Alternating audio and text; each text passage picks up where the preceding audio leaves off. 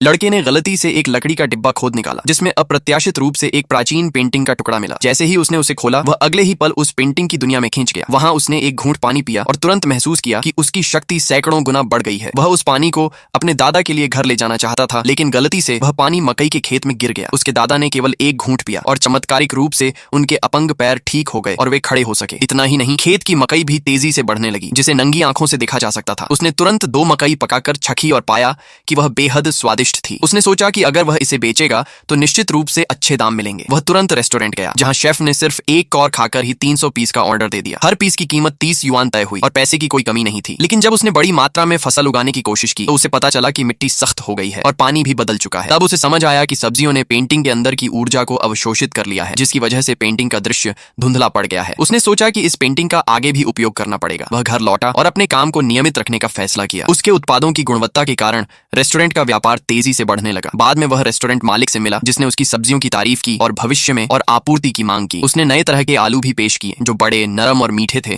और तुरंत खरीद लिए गए। धीरे धीरे उसका नाम बढ़ने लगा और उसकी वजह से रेस्टोरेंट का कारोबार भी खूब फलने फूलने लगा। एक दिन उसे लंच पर बुलाया गया, जहां उसकी पहचान और भी लोगों से हुई। कुछ लोगों ने उससे टकराव भी किया, लेकिन रेस्टोरेंट की मालिक ने उसका साथ दिया और विरोध करने वालों को बाहर निकलवा दिया। उसकी सब्जियों के कारण रेस्टोरेंट की सभी मंजिलें ग्राहकों से भरने लगी। उसी दौरान उसे अपनी जेब में रखी पेंटिंग में हल्की गर्मी महसूस हुई। उसने गौर किया कि जब वह जेड पेंडेंट के संपर्क में आती है तब वह गर्म हो जाती है। इससे उसे शक हुआ कि शायद पेंटिंग और जेड के बीच कोई रहस्यमयी संबंध है, जो आगे चलकर और भी बड़े रहस्य खोल सकता है।